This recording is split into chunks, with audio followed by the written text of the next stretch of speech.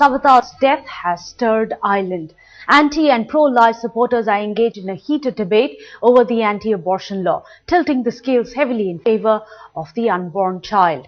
Headlines Today is the first Indian channel to arrive in Dublin, where people have taken to the streets to demand for justice for Savita and her family. Our correspondent Savita Halappanavar caught up with several pro-abortion activists who have been fighting for years to abolish the law that ended up taking Savita's life. We have also learned that more such protests and candlelight vigils are being organized in Dublin, and their demand is simple: order an independent probe, punish those guilty of what can be termed as murder, and shed clarity on the abortion law in the country. Be asked. We've been calling for an independent investigation into this. But I think the fact that successive governments have failed to do this, even though they currently are under mandate from the European Court of Human Rights, that a lot of it is cowardice and hypocrisy, and they like to say that Ireland is abortion-free.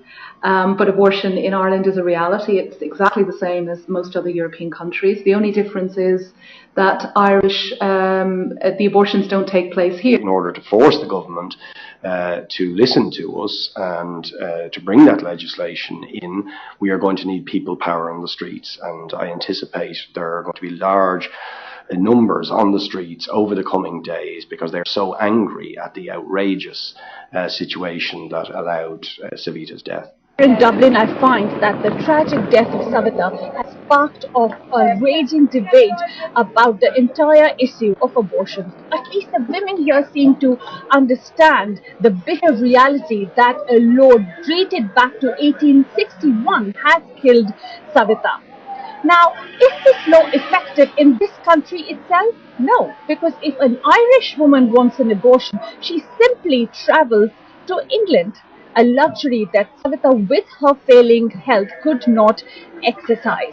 Now the question being asked here, as in India, is will the government clarify the law within the month as promised, or as critics say, in the fear of a backlash from the conservative pro-abortionists, the government will only drag its feet?